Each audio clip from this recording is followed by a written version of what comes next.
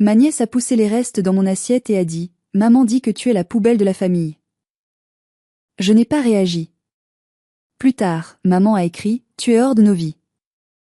Papa et Mélusine ont liqué. J'ai souri et répondu « Très bien.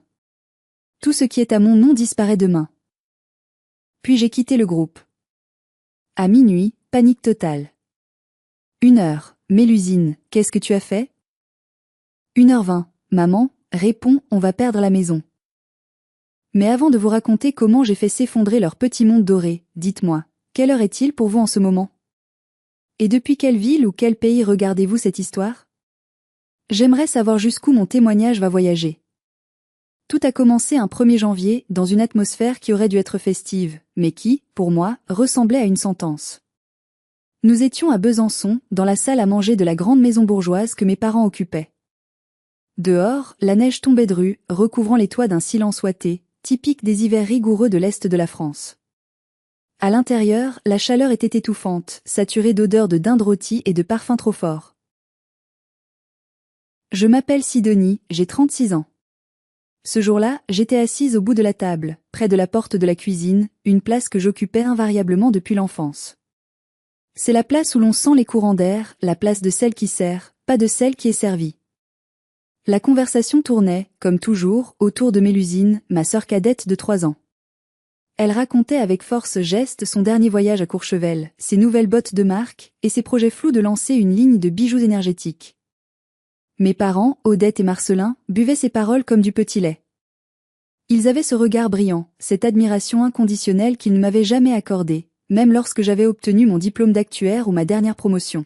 « Tu es rayonnante, ma chérie », disait ma mère en resservant du vin à Mélusine. « Tu mérites tout ce qui t'arrive. » J'ai baissé les yeux sur mon assiette. Je n'avais pas faim. Je sentais une boule dans mon estomac, un mélange d'anxiété et de lassitude. C'était un rituel. Je venais, j'écoutais, je payais mentalement les factures de ce train de vie, et je repartais vide. C'est alors que j'ai senti une présence à ma gauche. Lison, ma nièce de 8 ans, s'était levée de table. C'était une enfant mignonne, avec les boucles blondes de sa mère, mais avec un regard dur, trop adulte pour son âge. Elle tenait son assiette à 2 mains. Elle s'est approchée de moi, s'est hissée sur la pointe des pieds, et avec un geste lent, délibéré, presque théâtral, elle a incliné sa porcelaine au-dessus de la mienne. Une carcasse de volaille grasse, des pots de crevettes et une purée de marrons mâchouillés ont glissé pour atterrir sur ma tranche de rôti intacte. Le bruit mou de la nourriture tombant dans l'assiette a résonné étrangement dans le silence soudain de la pièce. J'ai levé les yeux vers elle, stupéfaite. Elle m'a regardé droit dans les yeux, sans ciller, et a prononcé cette phrase d'une voix claire et perçante. « Maman a dit que tu es la poubelle. » Les poubelles mangent les restes, non? Le temps s'est figé. J'ai regardé ma sœur, Mélusine. J'ai regardé mes parents. J'attendais un cri, une réprimande, une excuse. J'attendais que mon père se lève pour gronder sa petite fille. J'attendais que ma mère dise « Mais quelle horreur !» Au lieu de cela, Mélusine a émis un petit rire nerveux, puis a pouffé ouvertement. Oh, les enfants! La vérité sort de la bouche des enfants, n'est-ce pas? A-t-elle lancé en attrapant son verre de vin. Elle ne comprend pas les nuances, la pauvre chérie. Ma mère, Odette, a simplement agité la main, comme pour chasser une mouche. Allons, Sidonie, ne fais pas cette tête. Lison joue. Prends une serviette et nettoie ça. Ce n'est pas la fin du monde, c'est le nouvel an. Ne gâche pas l'ambiance avec ta susceptibilité habituelle. J'ai regardé le tas d'ordures dans mon assiette. Puis j'ai regardé ma famille. En cet instant précis, quelque chose s'est brisé en moi. Ce n'était pas un craquement bruyant. C'était le son d'un câble d'acier, tendu à l'extrême depuis des décennies, qui cédait enfin dans le silence de mon âme. Je n'ai pas crié. Je n'ai pas pleuré. J'ai posé ma fourchette. Je me suis levée, j'ai pris mon manteau sur le dossier de la chaise et sans un mot, je me suis dirigée vers la porte d'entrée. « Où tu vas ?» a aboyé mon père. « On n'a pas mangé la galette. »« Tu es impolie, Sidonie. Reviens ici tout de suite. » J'ai ouvert la porte. Le froid glacial de Besançon m'a frappé au visage, mais pour la première fois, il m'a semblé moins mordant que la chaleur de cette maison. J'ai refermé la porte sur leur voix, sur leur rire qui reprenait déjà, et je suis montée dans ma voiture. Je ne savais pas encore ce que j'allais faire, mais je savais une chose, je ne serais plus jamais leur poubelle. Le trajet de retour vers mon appartement a été flou. Les essuie-glaces battaient la cadence contre la neige lourde qui s'accumulait sur le pare-brise, un rythme hypnotique qui accompagnait le tumulte dans ma tête. Je roulais le long du Doubs, les eaux sombres de la rivière reflétant les lumières grises de la ville. J'habite un petit 2 pièces en location, dans un quartier modeste à la périphérie de la ville. C'est propre, fonctionnel, mais spartiate. C'est un paradoxe cruel quand on y pense. Je suis propriétaire d'une maison de ville bourgeoise de 150 mètres carrés dans le centre historique, celle-là même que je venais de quitter, mais je vis dans 50 mètres carrés mal isolés. En garant ma petite citadine usée sur ma place de parking, le souvenir de comment nous en étions arrivés là m'a submergé. C'était il y a 10 ans. J'avais 26 ans à l'époque, je venais de décrocher mon premier poste important d'actuaire. Je gagnais bien ma vie, mais je vivais encore comme une étudiante pour économiser. Mes parents, eux, avaient toujours vécu au-dessus de leurs moyens. Marcelin, mon père, avait enchaîné les mauvaises affaires et avait une passion dévorante pour les jeux à gratter et le PMU. Odette, ma mère, refusait d'admettre le déclassement social et continuait d'acheter des tailleurs de marque et de changer de décoration tous les 2 ans. Leur monde s'était effondré un mardi de novembre. Les huissiers étaient à la porte. La maison allait être saisie. Ils allaient être mis à la rue. Je me souviens des pleurs de ma mère, de l'humiliation silencieuse de mon père et surtout, des cris de Mélusine qui ne supportait pas l'idée de perdre sa chambre de princesse. C'est là que je suis intervenue.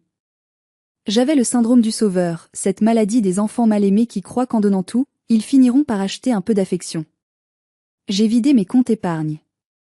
J'ai contracté un prêt immobilier sur 25 ans à mon propre nom. J'ai racheté la maison juste avant la vente aux enchères. C'est notre maison à tous, avait dit mon père en me serrant dans ses bras ce jour-là. Tu es une bonne fille, Sidonie. Tu as sauvé l'honneur des Caldwell. L'honneur. Quel grand mot pour masquer ma servitude. J'avais accepté qu'il continue d'y vivre gratuitement, en attendant qu'il se refasse une santé financière. Mais la santé n'est jamais revenue. Au contraire, la maladie de la dépendance s'est aggravée. Je suis entrée dans mon appartement froid. J'ai retiré mes bottes, j'ai fait bouillir de l'eau pour un thé. Le silence ici était différent.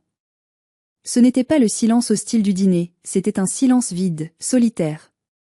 Pendant des années, je m'étais raconté que c'était temporaire.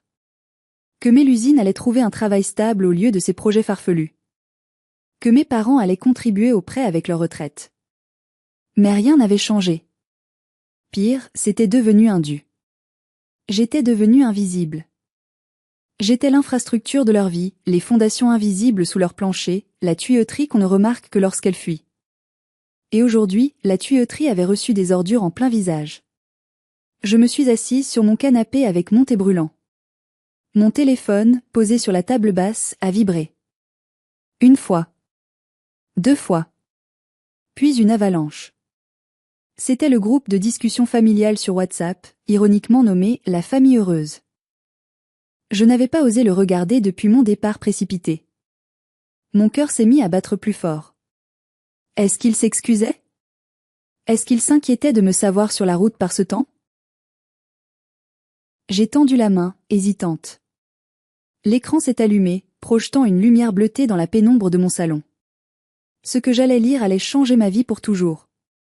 Je ne le savais pas encore, mais la petite fille blessée en moi était sur le point de mourir pour laisser place à une femme d'acier. Il était 20 heures. La notification affichait le nom de ma mère. J'ai déverrouillé l'écran, les doigts légèrement tremblants. Le message était long, un pavé de texte sans ponctuation correcte, écrit sous le coup de l'émotion ou plutôt, de l'indignation.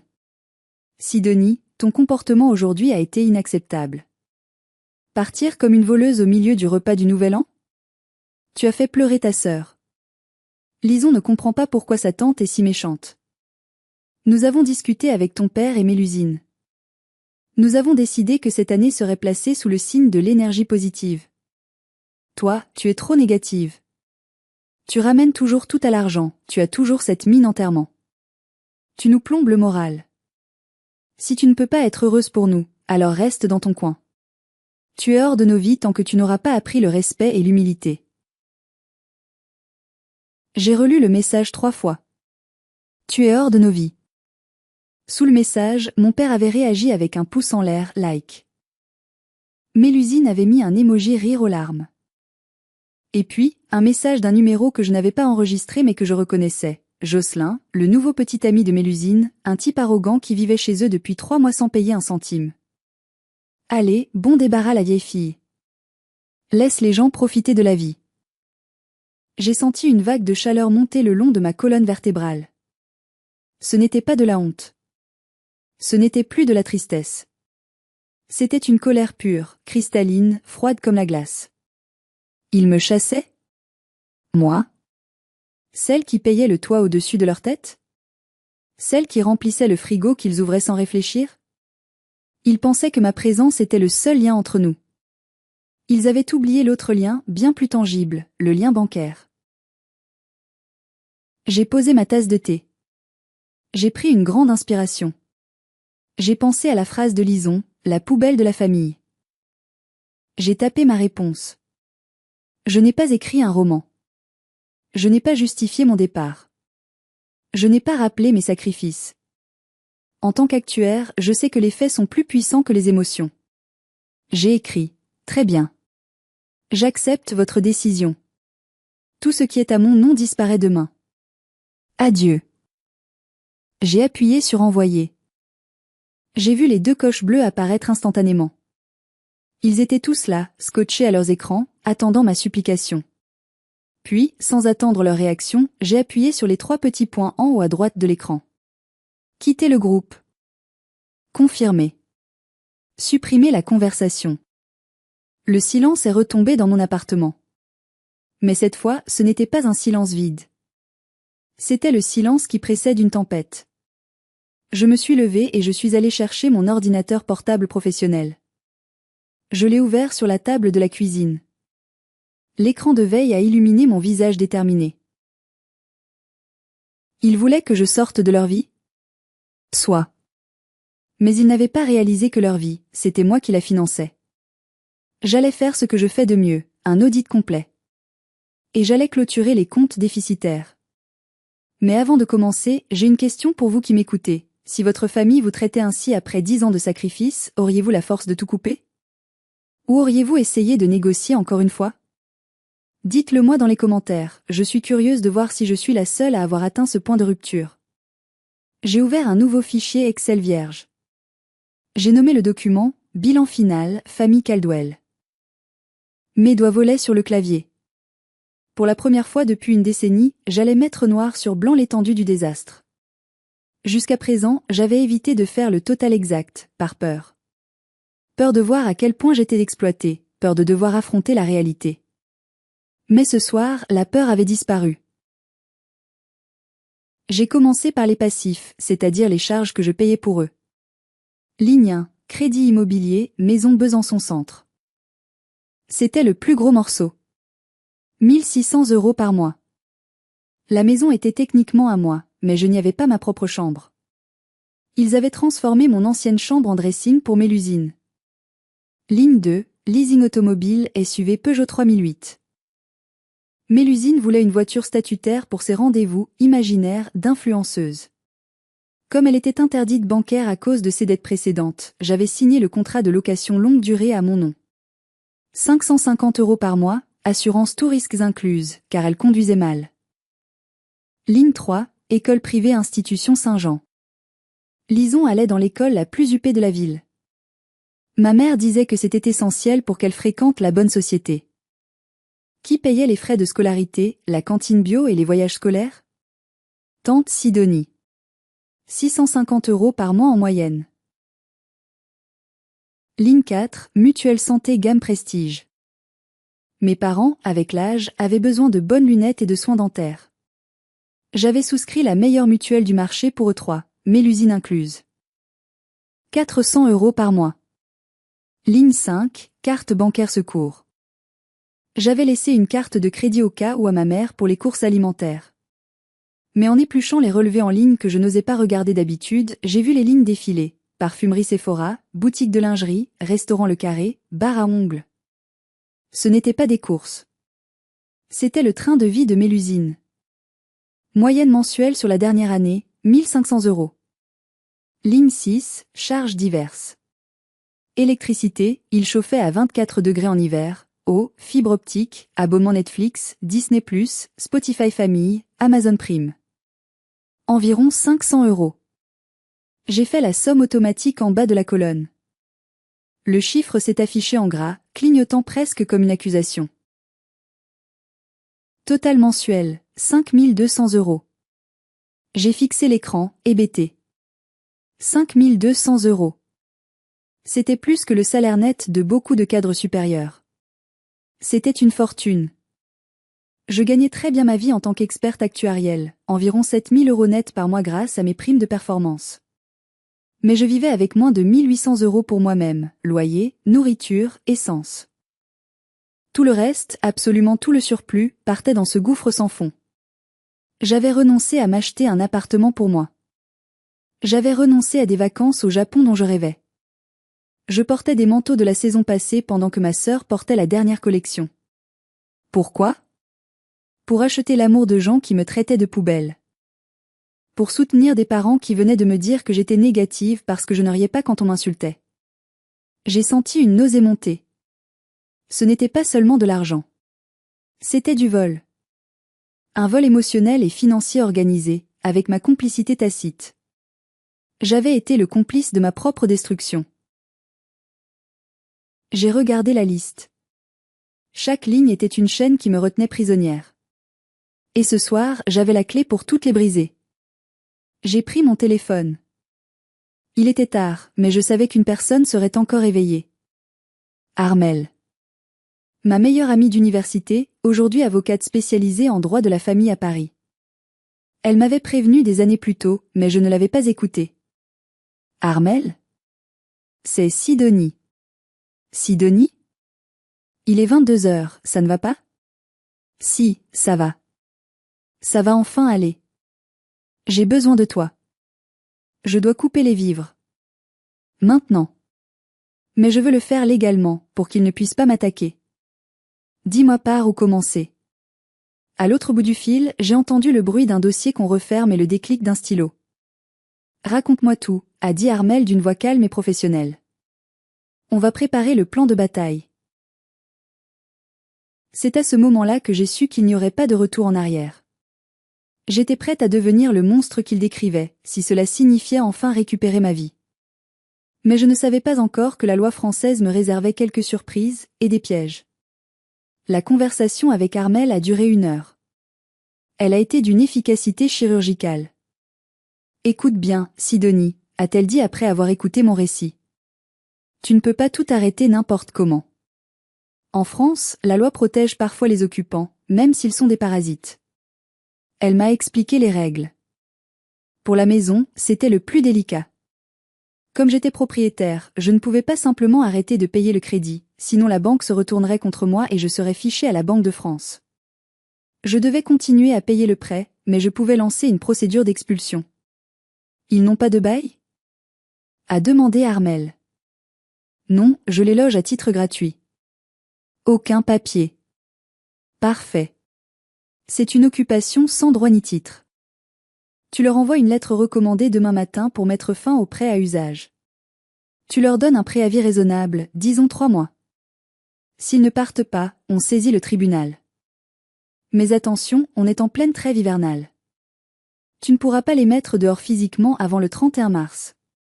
Je m'en fiche qu'ils restent jusqu'en mars, ai-je répondu. Je veux juste qu'ils sachent que c'est fini.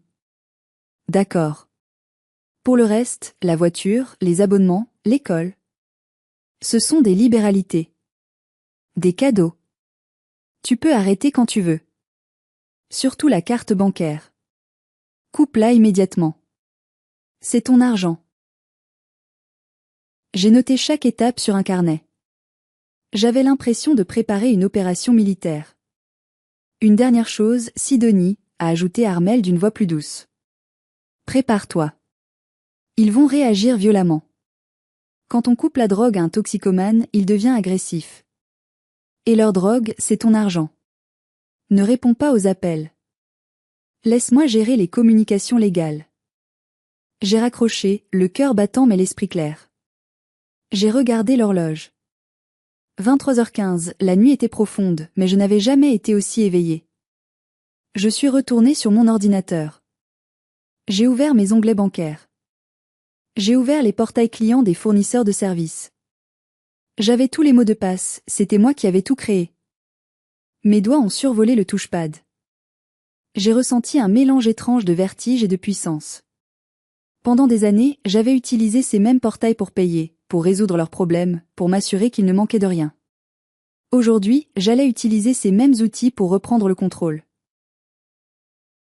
J'ai commencé par le plus facile, mais aussi le plus symbolique, les divertissements. Netflix.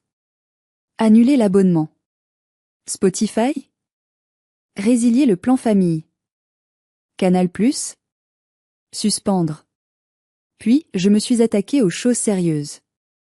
Le fournisseur d'accès Internet et mobile. J'ai 4 lignes téléphoniques sur mon contrat. J'ai cliqué sur Gérer les lignes. J'ai sélectionné la ligne de maman, papa, Mélusine. Option, résilier la ligne. Le site m'a averti. Attention, la coupure sera effective sous 24 heures. J'ai confirmé. Ensuite, l'école de Lison. J'ai rédigé un email formel à la direction de l'institution Saint-Jean, avec copie à ma sœur. Madame la directrice, je vous informe par la présente que je ne serai plus la garante financière de l'élève Lison Caldwell à compter de ce jour.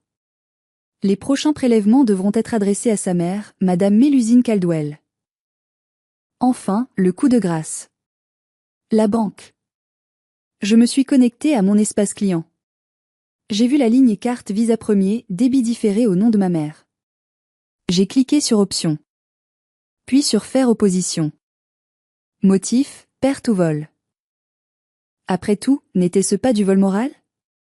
Le système m'a demandé de confirmer. La carte sera bloquée immédiatement. J'ai pris une grande inspiration. J'ai pensé au visage suffisant de Mélusine. J'ai pensé au reste de nourriture dans mon assiette. J'ai cliqué sur Valider. L'écran a affiché un petit V vert. Opération réussie. Je me suis adossée à ma chaise. C'était fait. Les dominos étaient lancés. Il ne restait plus qu'à attendre qu'ils tombent. Et je n'ai pas eu à attendre longtemps. Minuit a sonné au clocher de l'église voisine. Le silence de mon appartement contrastait avec le vacarme qui devait commencer à régner, ou qui allait bientôt régner, à quelques kilomètres de là. J'ai imaginé la scène. Mélusine était probablement sortie ce soir-là. Elle sortait toujours le 1er janvier au soir pour fêter la nouvelle année avec ses amis dans les bars huppés du centre-ville, laissant Lison à la garde de mes parents. Elle payait toujours les tournées générales avec ma carte. À minuit 30, mon téléphone, que j'avais mis en mode ne pas déranger mais dont je voyais l'écran s'allumer, a commencé à pulser comme un cœur affolé. Un appel de Mélusine. 2 appels de Mélusine. Un appel de maman. Un message vocal de Jocelyn. Je n'ai pas décroché. J'ai regardé les notifications s'empiler sur l'écran verrouillé. Les aperçus des messages étaient éloquents. Mélusine, minuit 42. C'est quoi ce bordel? Ma carte ne passe pas. Je suis au Madiganès, j'ai l'air d'une conne. Débloque ça tout de suite. Mélusine, minuit 45. Sidonie. Réponds. Le serveur menace d'appeler les flics si je ne paie pas les magnums. Tu joues à quoi? J'ai souri. Un sourire triste, mais satisfait. Elle découvrait enfin la réalité. Sans moi, elle n'était pas une princesse. Elle était juste une cliente insolvable. Puis, c'est ma mère qui a pris le relais. Maman, minuit 55, Sidonie, ta sœur m'appelle en pleurs. Elle est humiliée devant tout le monde. Tu as bloqué la carte? C'est de la méchanceté gratuite. On s'est peut-être emporté tout à l'heure, mais tu ne peux pas nous faire ça. Rétablis la carte, on discutera demain. On s'est peut-être emporté. Voilà leur version des excuses. Une minimisation de leurs actes, suivie d'une exigence immédiate. J'ai ignoré. À 1h15, le ton a changé.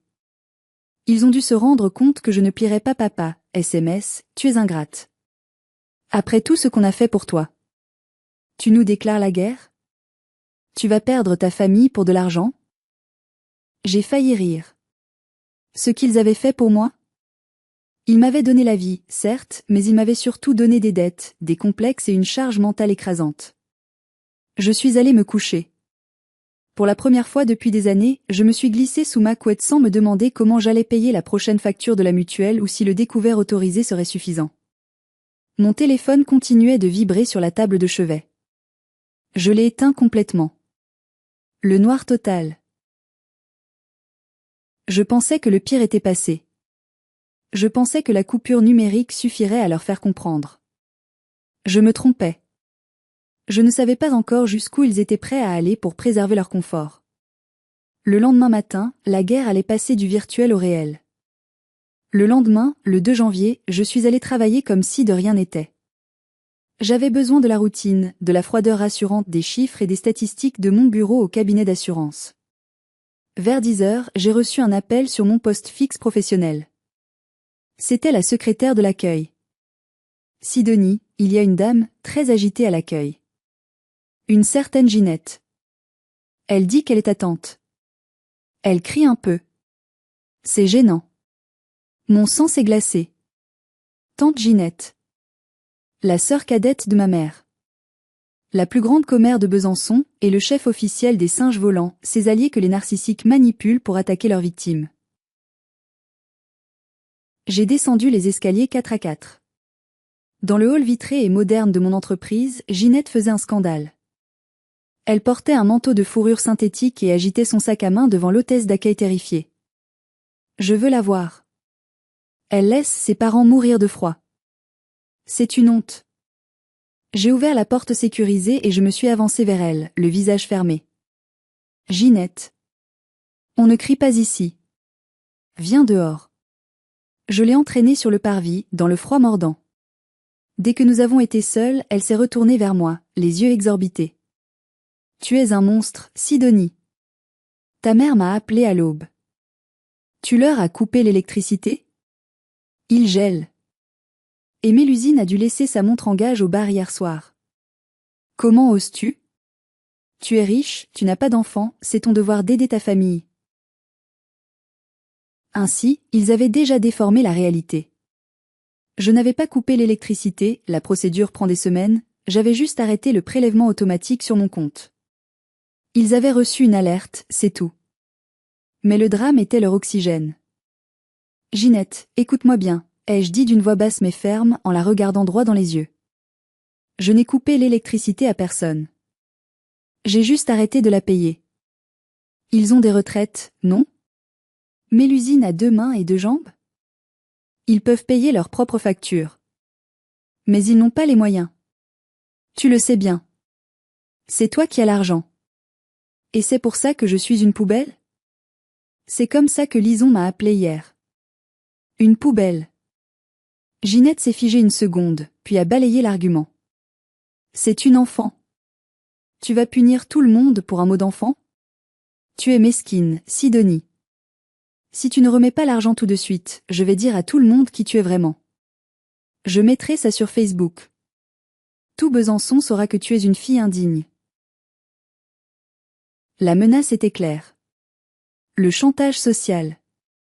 Dans une ville de province, la réputation est tout. J'ai sorti mon téléphone de ma poche. Fais-le, Ginette. Mets-le sur Facebook. Mais avant, regarde ça. J'ai ouvert le fichier PDF que j'avais préparé le matin même. C'était un graphique simple, coloré. Dépenses de Sidonie pour la famille Caldwell, 2014 à 2024. Le total s'affichait en gros, 624 000 €. J'ai mis l'écran sous le nez de ma tante. Tu vois ce chiffre? C'est le prix d'une villa avec piscine. C'est ce que j'ai donné. Alors si tu écris un seul mot sur moi, je publie ce graphique en commentaire sous ton post. Et j'y ajoute les relevés de compte de Mélusine au magasin de lingerie. On verra qui aura honte. Ginette a blêmi. Elle a regardé le chiffre, puis moi. Elle a ouvert la bouche, l'a refermée. Pour la première fois de sa vie, la commère n'avait plus de mots. Elle a tourné les talons et est partie en trébuchant presque dans la neige. Je suis restée là, tremblante de l'adrénaline, mais victorieuse. J'avais gagné une bataille. Mais la guerre contre ma famille directe ne faisait que commencer. Et le prochain adversaire serait plus physique. 2 jours plus tard, la situation a pris une tournure plus sombre. Jusqu'ici, les attaques étaient verbales ou numériques. Mais quand on touche au confort matériel de personnes habituées à l'oisiveté, elles deviennent dangereuses. C'était le soir, je sortais du travail. Le parking souterrain était désert et mal éclairé. En m'approchant de ma voiture, j'ai vu une ombre appuyée contre ma portière conducteur. C'était Jocelyn, le petit ami de Mélusine. Un homme grand, aux épaules larges, qui passait ses journées à la salle de sport, abonnement que je payais, bien sûr, et ses nuits à jouer aux jeux vidéo. Il portait une doudoune épaisse et avait les mains dans les poches. En me voyant, il s'est redressé. Il n'avait pas l'air amical.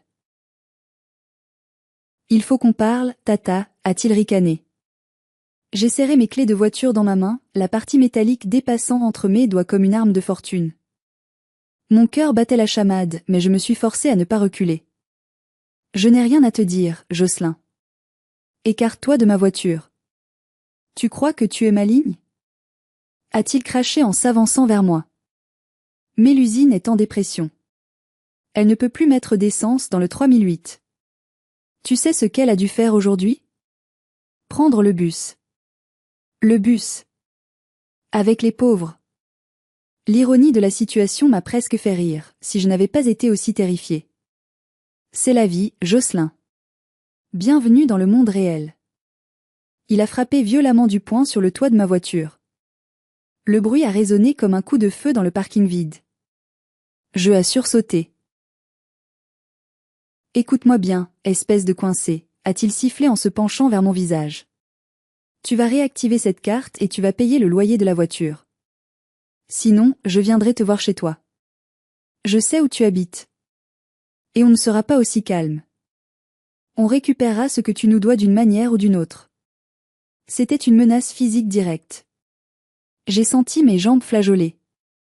Mais une autre partie de moi, la partie logique, a pris le dessus. J'ai levé mon téléphone, que je tenais déjà à la main, l'objectif pointé vers lui.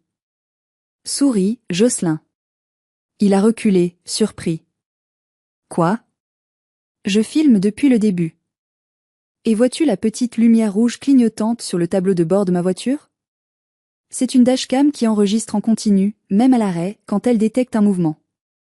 Ta menace, ton coup de poing sur la carrosserie, tout est dans la boîte. Il a regardé la caméra, puis moi. Son assurance de brute s'est effondrée. Il savait qu'il avait déjà un casier judiciaire pour des petites bagarres. Une nouvelle plainte l'enverrait en prison. Si tu t'approches encore de moi, ou de mon appartement, j'envoie ça directement au procureur de la République. Maintenant, dégage. Il a grogné une insulte, a craché par terre, et s'est éloigné d'un pas rapide, le dos voûté. Je suis monté dans ma voiture et j'ai verrouillé les portes instantanément. Mes mains tremblaient tellement que j'ai mis 3 essais pour démarrer. J'ai éclaté en sanglots, seul dans l'habitacle. C'était la peur, oui, mais c'était surtout le dégoût. Voilà ce qu'ils étaient devenus. Des voyous prêts à tout pour ne pas avoir à travailler. Mais ce soir-là, en rentrant chez moi, j'ai reçu un courrier recommandé. L'avis de passage du facteur était dans ma boîte aux lettres. L'expéditeur n'était pas ma famille, mais un cabinet d'avocats réputé de la ville. Mes parents avaient pris un avocat. La bataille juridique commençait. Le lendemain matin, je suis allé chercher le recommandé à la poste avant le travail. L'enveloppe était épaisse, le papier de qualité. En l'ouvrant dans ma voiture, j'ai découvert une mise en demeure formelle signée par Maître Dubois, un avocat connu pour être agressif. Le contenu m'a glacé le sang. Mes parents ne se contentaient pas de contester l'expulsion. Ils revendiquaient un droit d'usage et d'habitation viagé, voire un usufruit tacite, arguant qu'ils avaient contribué à l'entretien de la maison, ce qui était faux, et que l'achat initial il y a 10 ans était une donation déguisée. En termes simples, ils prétendaient que la maison était à eux, et que j'avais juste servi de prête-nom pour le crédit.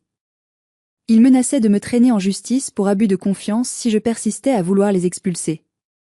J'ai paniqué. Je connaissais les chiffres, mais je ne connaissais pas les subtilités du droit immobilier. Est-ce qu'ils pouvaient vraiment me voler ma maison après que je l'ai payée pendant 10 ans? J'ai scanné le document et l'ai envoyé à Armelle. 5 minutes plus tard, elle m'appelait.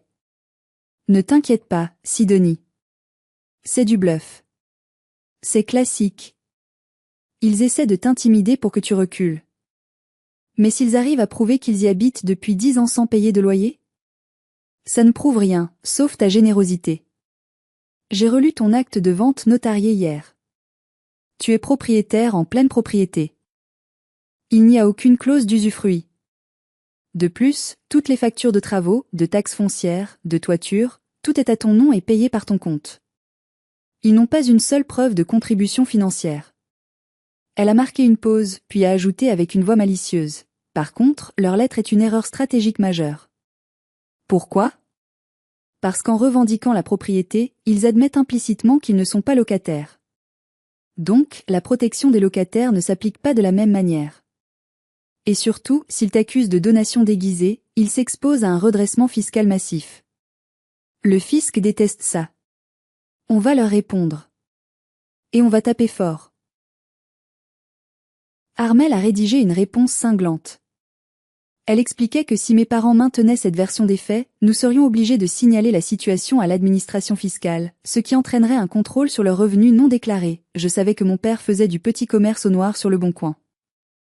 De plus, nous réclamions désormais une indemnité d'occupation rétroactive sur 5 ans, soit environ 90 000 €. Envoie ça, a dit Armelle. Ça va les calmer.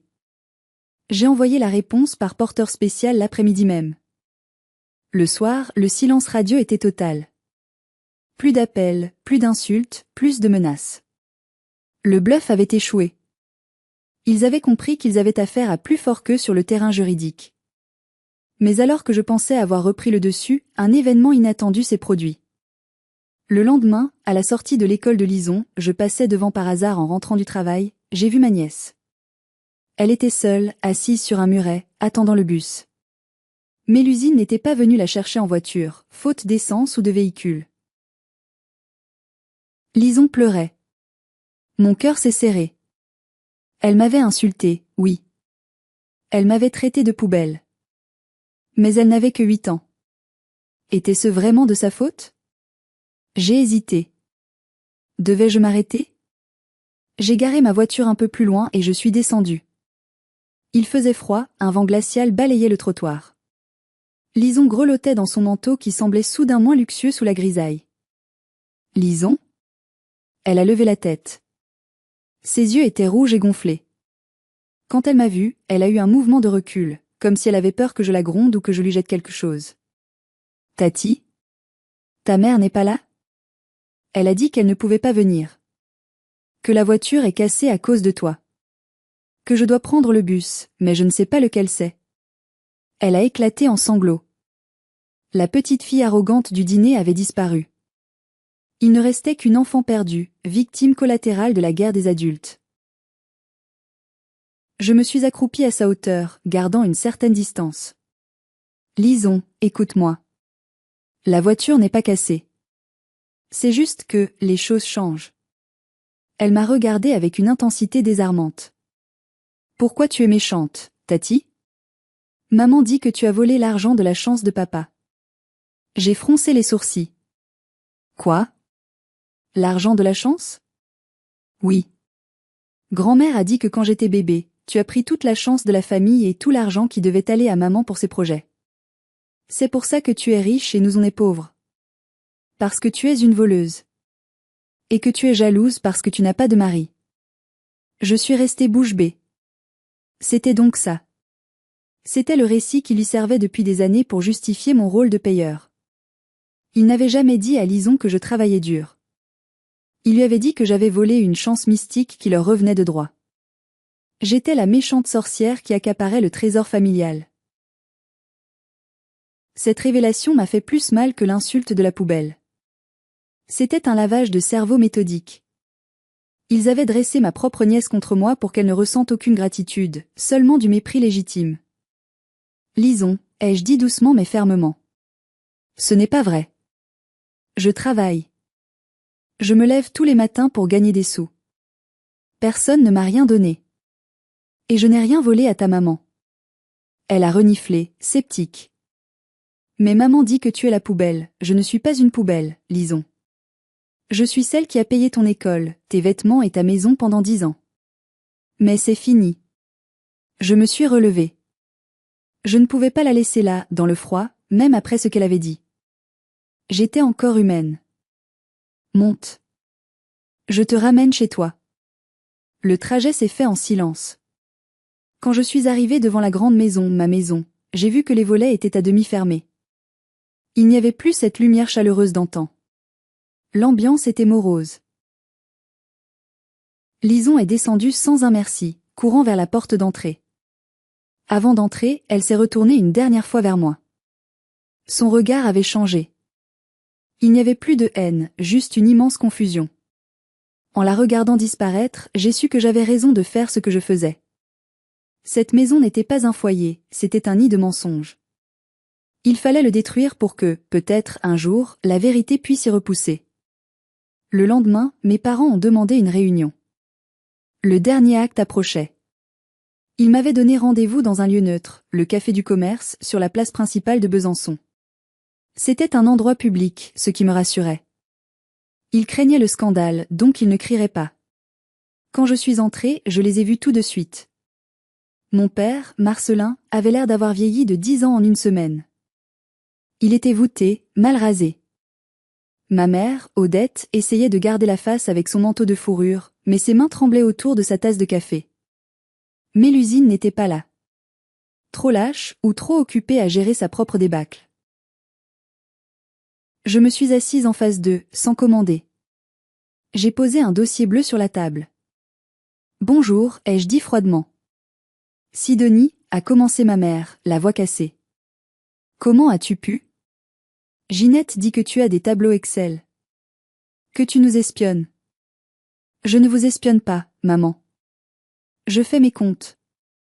Il y a une différence. Mon père a tapé du poing sur la table, mais sans force. On est ta famille. Tu nous humilies. La voiture saisie ce matin par la société de leasing. Les voisins ont vu la dépanneuse. Tu te rends compte de la honte? La honte? Ai-je répliqué. La honte, c'est de vivre au crochet de sa fille pendant 10 ans et de laisser sa petite fille l'insulter à table. La honte, c'est de raconter à une enfant de 8 ans que je suis une voleuse de chance. Ils se sont tus, surpris que je sois au courant. Ma mère a baissé les yeux. On a reçu la lettre de ton avocate, a murmuré mon père. Tu veux vraiment nous mettre à la rue? À notre âge? C'est ma maison, papa. Et j'ai décidé de la vendre. Je ne peux plus supporter les souvenirs qui y sont attachés. Mais où on va aller? À Jeun ma mère. On n'a pas d'économie, vous avez vos retraites. Ce n'est pas énorme, mais c'est suffisant pour un petit appartement HLM en banlieue. J'ai déjà imprimé les formulaires de demande de logement social pour vous. J'ai sorti les papiers du dossier et les ai poussés vers eux. C'était l'insulte suprême pour eux qui se croyaient aristocrates. Finir en HLM. Jamais. A sifflé ma mère. Je ne vivrai pas avec la racaille. Alors trouvez autre chose. Travaillez. Ou demandez à Mélusine de vous aider avec ses projets. Mais le 31 mars, à la fin de la trêve hivernale, l'huissier viendra. Si vous n'êtes pas parti, la force publique interviendra. Et là, les voisins verront vraiment quelque chose. Je me suis levée. J'avais dit ce que j'avais à dire. Attends. A crié mon père. Je me suis arrêtée. Si on s'excuse? A-t-il tenté, désespéré. Si Lison s'excuse? Tu arrêtes tout? J'ai regardé cet homme que j'avais tant admiré enfant, cet homme qui était aujourd'hui prêt à vendre la dignité de sa petite fille pour garder sa maison. Non, papa. C'est trop tard. Le problème, ce n'est pas l'insulte. Le problème, c'est que vous pensez que l'amour s'achète. Et moi, j'ai arrêté d'être votre cliente. Je suis sortie du café. L'air était vif. Je me sentais légère. Incroyablement légère. Comme si je venais de poser un sac de pierre que je portais depuis ma naissance. Mais je ne savais pas encore que le destin me réservait une dernière surprise, une sorte de justice poétique qui allait frapper Mélusine bien plus fort que je ne l'aurais jamais pu. Les semaines qui ont suivi ont été un long processus de démantèlement. Le 31 mars approchait. J'avais mandaté une agence immobilière pour commencer les visites dès leur départ. Mais le coup de théâtre est venu de Mélusine. Sans ma carte bancaire, sans sa voiture et sans l'argent de poche que je versais indirectement, son château de cartes s'est effondré. Jocelyn, le fameux petit ami qui m'avait menacé, n'est pas resté longtemps. Dès qu'il a compris qu'il n'y avait plus d'argent à soutirer, il est parti. Mais il n'est pas parti les mains vides. Un matin, j'ai reçu un appel de la police. Madame Sidonie Caldwell ? Oui. Nous vous appelons car nous avons interpellé un individu, un certain Jocelyn M, qui tentait de revendre des bijoux et de l'argenterie dans une boutique de rachat d'or. Il affirme que ces objets appartiennent à sa petite amie, votre sœur, mais il n'a pas de facture. Il s'avère que Jocelyn avait vidé la boîte à bijoux de ma mère et pris l'argenterie familiale avant de disparaître. Mélusine, folle de rage et de chagrin, avait porté plainte, mais le mal était fait. Elle avait perdu son mec, son statut, et maintenant les derniers objets de valeur de la famille. J'ai appris plus tard, par le biais de connaissances communes, que Mélusine avait dû prendre un emploi. Un vrai emploi. Elle travaillait désormais comme caissière dans le supermarché où elle avait l'habitude de faire ses courses de luxe. Imaginez l'ironie. Celle qui me traitait de haut, qui se moquait des pauvres dans le bus, se retrouvait à passer les articles des gens qu'elle méprisait. On m'a dit qu'elle portait l'uniforme du magasin avec une mine défaite, évitant le regard des clients qu'elle connaissait. Quant à Lison, elle a dû quitter l'institution Saint-Jean. Mes parents ne pouvaient plus payer. Elle a été inscrite à l'école publique de son secteur. Au début, ça a été dur. Mais j'ai entendu dire qu'elle s'y était fait des amis. Des amis normaux, qui ne la jugeaient pas sur la marque de ses chaussures. Peut-être que cette chute était la meilleure chose qui pouvait lui arriver. Elle allait apprendre la valeur de l'argent et du travail, loin de la bulle toxique de sa mère et de ses grands-parents. Le 31 mars est arrivé. Mes parents ont quitté la maison la veille. Ils ont laissé les clés dans la boîte aux lettres. Ils n'ont pas nettoyé. La maison était sale, pleine de déchets. Une dernière insulte. Une dernière tentative de me dire que j'étais leur boniche. J'ai engagé une entreprise de nettoyage. J'ai fait repeindre les murs en blanc.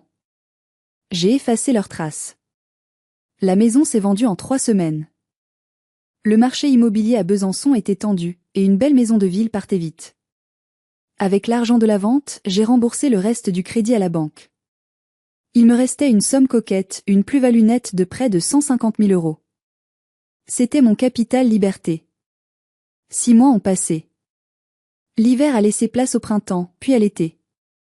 Ma vie a radicalement changé.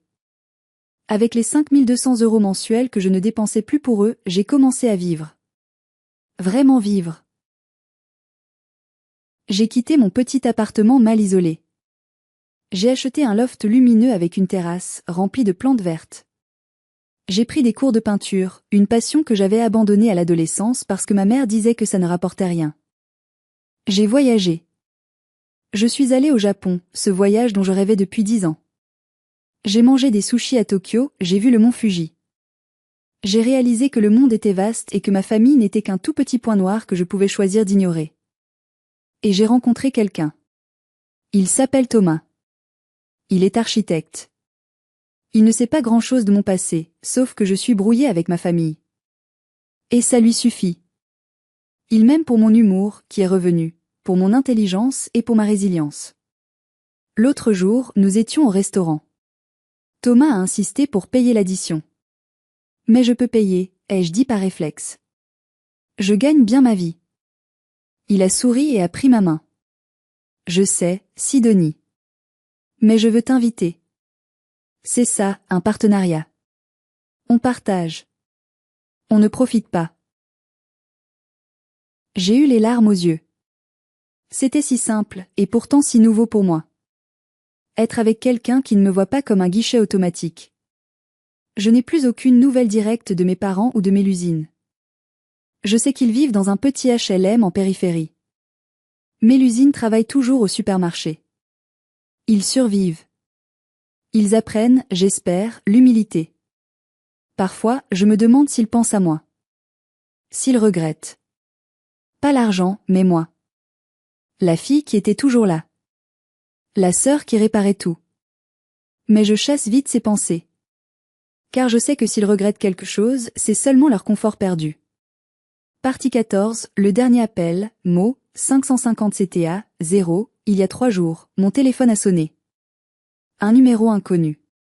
J'ai décroché, pensant que c'était une livraison. Allô? Sidonie? C'est maman. Sa voix était chevrotante, faible. J'ai senti mon estomac se nouer, mais je n'ai pas raccroché. Qu'est-ce que tu veux? Ai-je demandé calmement. Ton père, il a besoin de soins dentaires. Sa prothèse a cassé. La Sécu ne rembourse presque rien. Il a mal, Sidonie. Il ne peut plus manger. On n'a pas l'argent. S'il te plaît. Juste pour ça. On ne te demandera plus rien après. C'était le test ultime. L'appel à la pitié. La santé. Le devoir filial. Pendant une seconde, j'ai revu mon père, diminué, souffrant. J'ai eu envie de dire oui. C'était facile pour moi. Un virement, et c'était réglé. Mais je me suis souvenu de Lison. Maman dit que tu es la poubelle. Je me suis souvenu du pouce en l'air de mon père sous le message d'expulsion. Si je payais aujourd'hui, je rouvrais la porte. Demain, ce seraient les lunettes. Puis le loyer en retard. Puis une nouvelle voiture pour Mélusine pour qu'elle puisse aller voir papa à l'hôpital. C'était un engrenage. Je suis désolée qu'il ait mal, maman, ai-je dit. Alors tu vas aider? Il y a Western Union, tu peux? Non. Je ne vais pas envoyer d'argent. Mais je peux te donner le numéro de l'assistante sociale de votre secteur. Il existe des aides d'État pour les retraités à faible revenu, la CMU complémentaire. Vous y avez droit maintenant. Faites les démarches. C'est gratuit. Tu es sans cœur. A-t-elle crié, retrouvant soudain de l'énergie. Ton père souffre et toi tu nous parles de paperasse. Tu es une fille indigne. Tu mourras seule. Peut-être, ai-je répondu doucement. Mais je mourrai libre. Adieu, maman. J'ai raccroché. Et j'ai bloqué le numéro. Je n'ai pas pleuré. Je me suis sentie fière. J'avais enfin brisé le dernier maillon de la chaîne. J'avais transformé ma culpabilité en responsabilité, la responsabilité envers moi-même. Je regarde par la fenêtre de mon loft. L'automne arrive sur Besançon, les feuilles des arbres virent au rouge et à l'or. C'est magnifique. J'ai partagé cette histoire avec vous non pas pour me venger, mais pour témoigner. Je sais qu'il y a d'autres Sidonie l'adorent. Des gens qui se sacrifient pour leur famille, qui pensent que l'amour est une dette qu'ils doivent rembourser éternellement. Ce que j'ai appris et que je veux vous transmettre, c'est ceci, la famille n'est pas définie par l'ADN. Elle est définie par le respect, la bienveillance et la réciprocité. Si votre famille ne vous appelle que quand elle a besoin de quelque chose, ce n'est pas une famille. C'est une entreprise parasitaire dont vous êtes l'employé non rémunéré. On m'a traité de poubelle. Mais une poubelle, c'est un objet qu'on remplit de ce dont on ne veut plus. J'ai refusé ce rôle. J'ai vidé la poubelle et j'ai découvert qu'en dessous, il y avait une personne précieuse. Moi. Ne laissez personne, pas même vos parents, vous faire croire que vous leur devez votre vie. Vous ne devez rien à personne, sauf à vous-même, le devoir d'être heureux. Si vous êtes dans cette situation, regardez vos comptes. Regardez les faits. Et ayez le courage de couper le cordon. Ça fera mal, oui. Il y aura des cris, des larmes et des menaces. Mais de l'autre côté de la peur, il y a la liberté. Et croyez-moi, la liberté a un goût bien meilleur que n'importe quel dîner de famille hypocrite. Merci de m'avoir écouté jusqu'au bout. C'était l'histoire de ma libération. Si cette histoire a résonné en vous, si vous avez vous aussi vécu avec des proches toxiques ou si vous avez dû prendre des décisions difficiles pour vous protéger, s'il vous plaît, partagez votre expérience dans les commentaires. J'aimerais beaucoup vous lire et savoir que je ne suis pas seule. Laissez un j'aime pour soutenir la chaîne et abonnez-vous pour ne pas rater les prochaines histoires. Prenez soin de vous, et surtout, protégez votre paix.